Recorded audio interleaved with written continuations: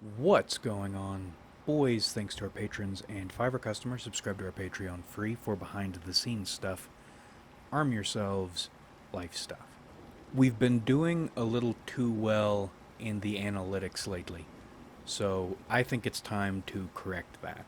Lots of topics in one little video.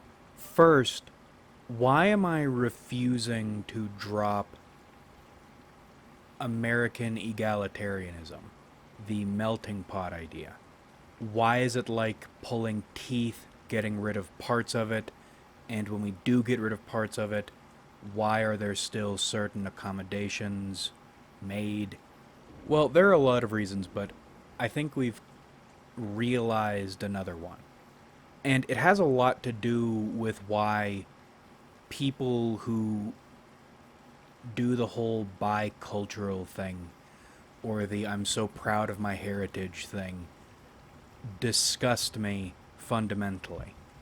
As a nation and as a people, we represent a lot of things.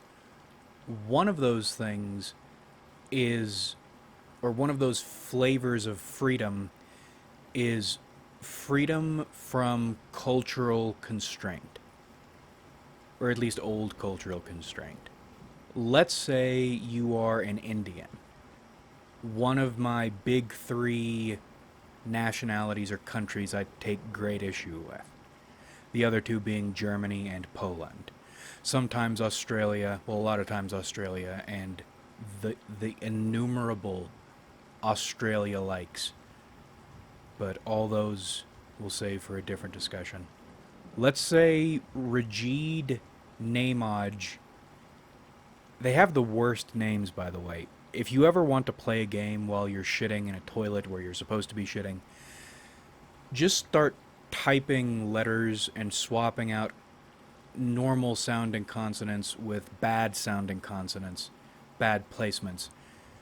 And I guarantee you there are at least 50 Indians with that exact combination of letters you've come up with. But let's say Rajid Namaj feels about India the way I feel about India. Now, Rajid stays in India his entire life. He will never be anything, he'll never be able to be anything but an Indian dude. And let's say Rajid moves to any other country on the planet. He'll be stuck still being an Indian dude because of the way he looks, the way he talks, what other people believe about Indians. And if you're being real, Rajid, for good reason. But the United States is different. Now, while I'm still of the mind first generation immigrants never fully assimilate, even if they want to, and bless them for trying, within every foreigner is an American waiting to get out. Rajid can come to the United States, and if he's serious about it, serious about being an American, he'll be accepted by most people, and he'll be delayed accepted even by people like me. And Rajid's children, raised as Americans, they are Americans. Second generation is weird. I've been thinking about that more. By the third generation, that's American. Second generation, the kids are for certain American because they're of the blood, or presumably it's been intermingled. They've joined in the muttery. They've been raised in the cradle and the breadbasket of our soil. Rajid's Rajidiness will still be on them a bit, but that's not who they are inside. And I like that about us a lot. And maybe it's a good thing the United States, the identity, what it means to be a United Statesian is always in flux. Maybe that's a good thing. Because what it means is a person like Rajid isn't trapped in an identity he had no say in his entire life.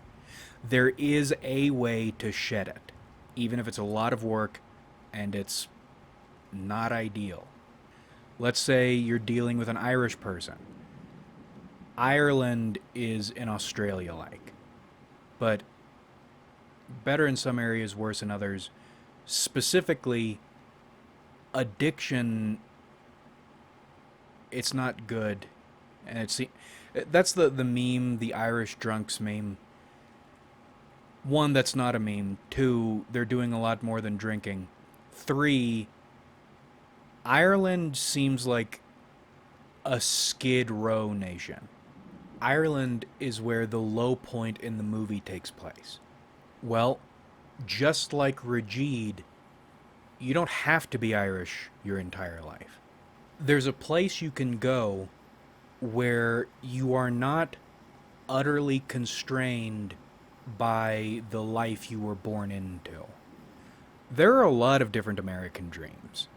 I don't think it's strictly or solely a dream of meritocratic success. One of those American dreams is, or can be, not being what you were forever. In the United States, you can try to be a new you, and you can even participate in the grand nightmare that is the democratic nightmare that is American identity. It sucks sometimes because it's hard for an American to know what he or she really is. But nonetheless, you feel it. And you especially feel it when you're dealing with foreigners. Not Central or South Americans, though, because they are us and we are them. There's a level of chaos and combativeness in you don't know is there until you're dealing with people from another continent who are not like that. Even I'm such a loser pushover people. You think you're a loser and you think you're a pushover until you're dealing with a European and you realize you're getting combative and aggressive and imposition-y about your loseriness and pushoveriness. There's something to us, and I like it. I like what we represent. I like that we alone are an option for the species. And if you're one of the people who poured in from the... I don't know where we're getting these analytics bumps from. Is it the hyping? I don't think it's just the hyping. If it happens, I do appreciate it. Don't get me wrong, I do appreciate the hyping, but it seems like sometimes videos will hit some kind of a nerve in the algorithm, and then that video gets recommended a lot, and then other videos start getting recommended a lot. It goes beyond what you as a viewer can readily see. So the new people watching this might be thinking, well, Skimmerlit, that doesn't sound very fascist. But it does, and you think it doesn't, because you are not operating on, or you're not tuned to receive the black frequencies. I think because people like using fascist as an insult, but also, thanks to internet snarkiness, everyone has something to say about everything, so when somebody says fascist, there are 50 people who should be agreeing with the person who used that word, ready to try to correct them, so now everybody's a little uneasy about saying fascist, because they want to use it as an insult, but they don't really know what it means, so they don't want to put themselves in a position to get dogpiled, which is where all of these "this is what fascism means" videos are coming from. But they all say different things. Fascism is a political position only in the loosest ways possible. I view it more as magical tribalism by any means necessary. And if you want to get truly blacked, you need to stop thinking in political terms altogether. Wow, I've been thinking about this video for a while now, and I take notes, but I post the notes for free members and paid members on the Patreon, so I don't have access to them constantly. Unless I'm looking, which I'm not. So I'm remembering all of the shit that I was thinking about the last few days. That was a that was an idea that probably wouldn't have made it into the video unless we went on this tangent. We've arrived at this tangent. I hope for our enemies' sakes they are occultists. I hope they have some sort of terrible god backing them. Because if they don't, if all their occultist shit, their faux Satanism shit, I'm so glad that, oh boy, the Psychic History Show or Psych History Show, he does the conspiracy stuff, but not really in a conspiracy way. I hope they have some sort of goat or devil of other description backing them, because if they don't, if this is all an atheistic plot, I realized the other day they are so fucked. We are pieces on a board.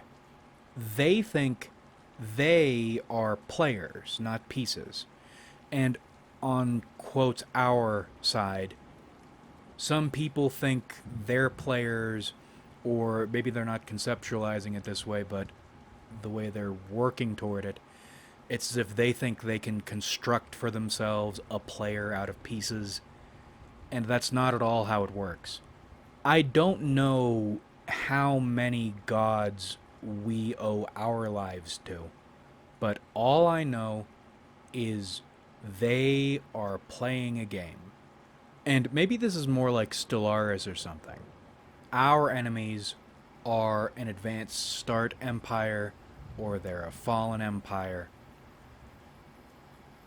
But I hope they have a god's agency at their back.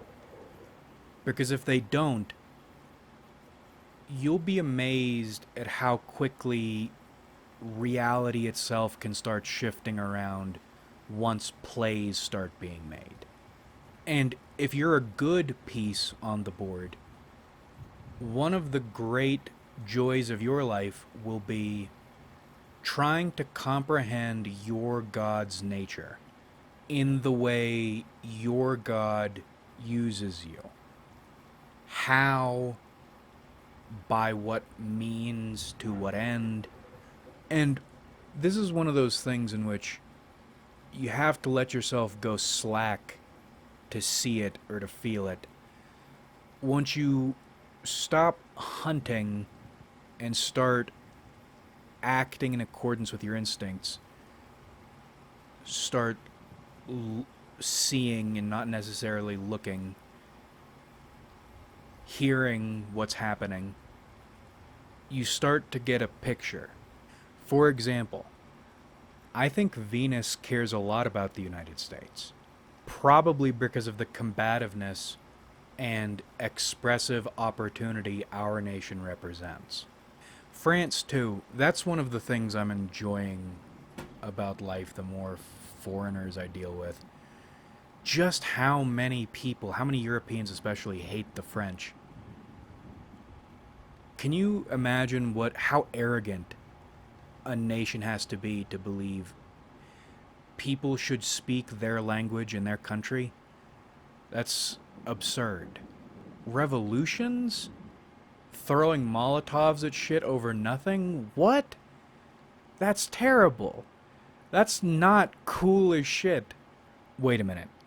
You're telling me they have a long history of sexual degeneracy and they're one of the only countries on the planet that can produce animation with the style and vibes required to contend with anime, which France has done on a couple of occasions? That's just awful. We're getting off track, but my point is, I think America has a fascist future, but not in the way people mean when they say that. I don't believe the United States' future is going to be especially totalitarian or all that united, at least politically. That's something I was thinking about. This is what I mean by you shouldn't be viewing fascism as, or in a political way, this is more of a spiritual thing. Because you will meet people I would describe as fascist somewhat regularly, but they think fascistically. They would not describe themselves as fascists. And it seems like everyone. I was playing Zero Parades the other day, which I am so. I love rooting for underdogs. I love that that studio lost its. I love that there were bullshit issues between the three communist geniuses, and they got booted. And I love that the company or the people that did it, they were shitheads. I love that that remaining team of developers pulled together and made something cool anyway. That's the sort of underdog story. Zero Parades grows on you. It is a super meta game. Oh my, we're gonna have to make a separate video on that. Zero Parades is very good. But the thing is, fascists hate each other. Oh, and that's another thing. The one part of Disco Elysium that annoyed the shit out of me was framing fascism as if it's a nostalgia-based thing. It's a future-oriented thing, and it's a spiritual thing. And fascists hate each other. And that's why it's useful to view fascism as more of this force behind the scenes, a religious thing. I don't think... I think fascism will be what changes and saves the United States one day. But, of course, it's not going to be credited with it. What's going to happen is a lot of separate individuals who hate each other, would never describe themselves as fascists. They will receive, through psychic transmission or noospheric forces, whatever you want to call it, they're going to feel niche, specific callings that don't make a lot of sense, that put them at odds with the flow, whatever course of events is taking, and they're going to answer that call. What you're going to see is some kind of collapse. There will be an establishment force. I don't know if that's going to be vultures or if that's going to be... I don't think we're going to have a civil war-ass civil war. I think it's going to be more like wealthy collaborator Americans and their super-powered vulture masters fighting us, or fighting a force that doesn't represent anything in particular other than please God, not that. And that slimy mass, it's going to be... its identity will be fought over by the politics brain people. But the reason it'll win will be the fascist nutjobs. The XOF, the patriotic gremlins, in the old pilot sense. Because what you have is a spiritually focused or spiritually intense population, and especially once strife kicks in, ripe for the transceiving, who will independently do shit that needs to be done.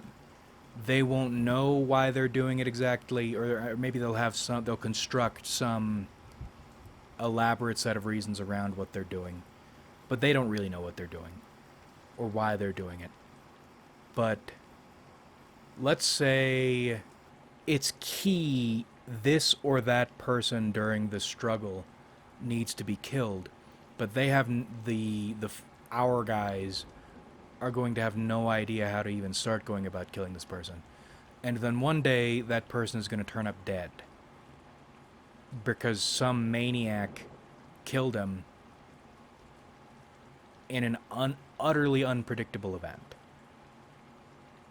I think what we're going to see is a lot of people doing highly unpredictable shit that needs to happen in order for the forces that represent our future need.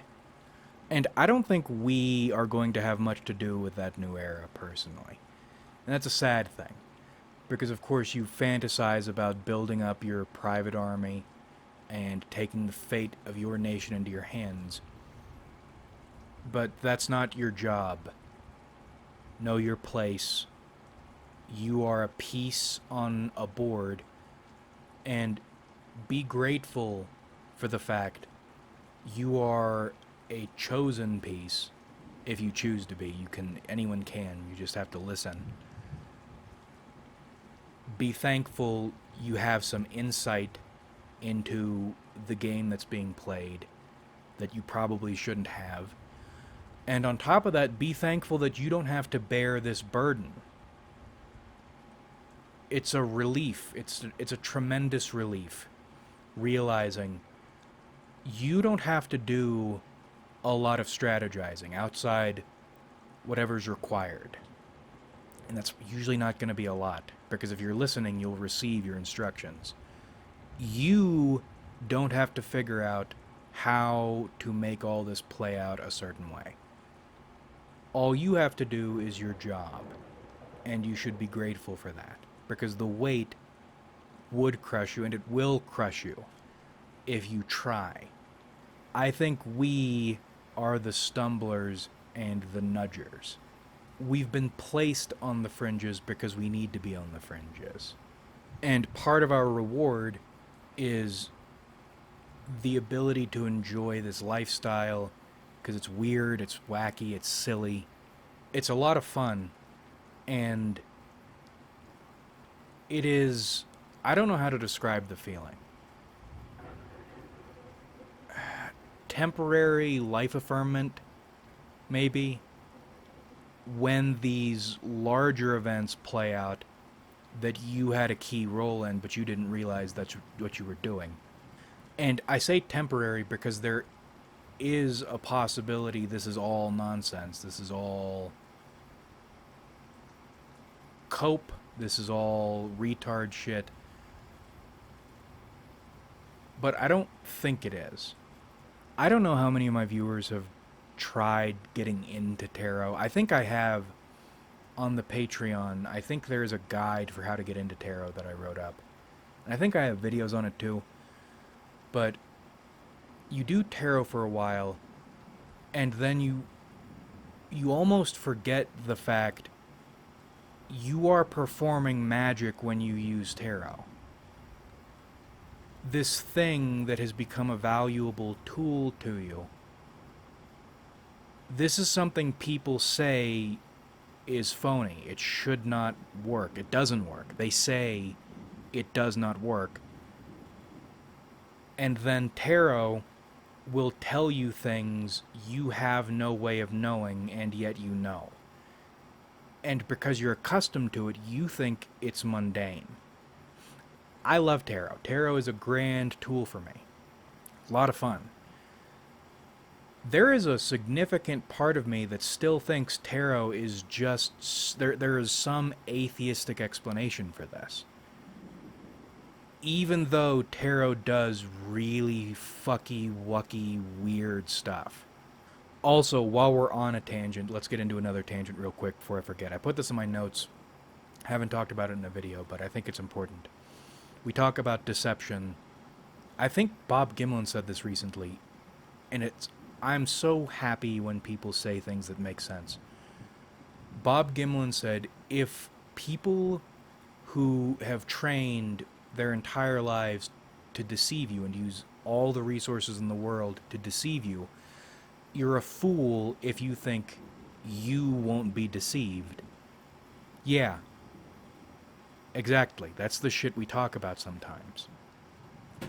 The Jew thing. Let's imagine Israel no longer exists. All Jews everywhere no longer exist. Do you believe anything would change in the United States or the way it goes about fucking us? I don't think it would. And that's the point. You have to ask the question, okay, if it's not the people or the countries, and I'm not saying Israel is great. I'm not saying Jews are great, even although I have developed an affection for them the way you develop an affection with snakes. Israel can be every bad thing the world says it is. Does that change the fact the United States is the one doing fucked up stuff to us? Or is the one really pulling the strings? This feels basic. I don't know why it works on people. I'm not a good liar, but something I've learned about deception is if you want to deceive people, just tell them shit they want to hear and they will deceive themselves. An example, in my profession, someone comes to me and they're demanding a bunch of things. I can't give it to them. I shouldn't give it to them even if I could.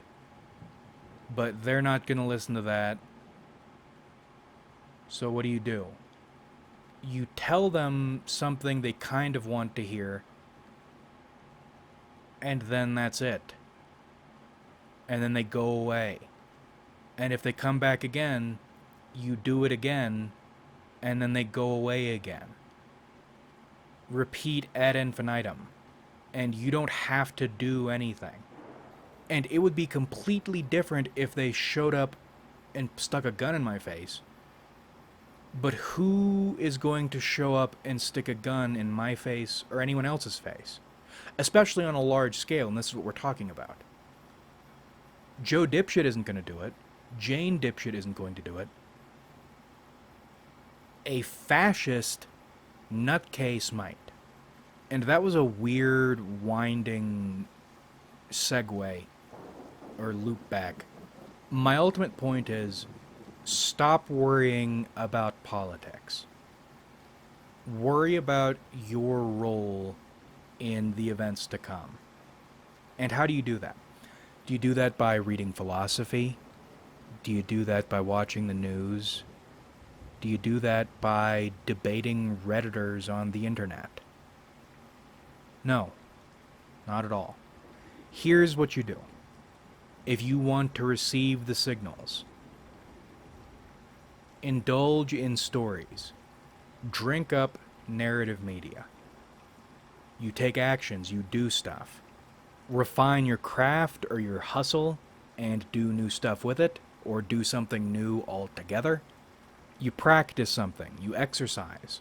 You improve your faculties, your capabilities as a piece in a game. And most importantly, you listen to your gut and your feelings above everything else. And the reason I mentioned those things before is those things will get that voice in your stomach, your instincts, talking. You might have to do a bit of work to train yourself to listen to it because society programs you never to listen to your instincts or your feelings. So while you make yourself more capable, those voices get louder and it becomes easier for you to listen to them. And then you can scale it down, scale it back, train yourself until you are seeing, hearing, feeling God's hand, your God's hand, in just about everything you do. And once you have gotten to that level, once you've reached that level of receptivity, then you'll start receiving your orders. And the key to all this is nobody material, ideological, mortal is giving you your orders, is hinting at things to you.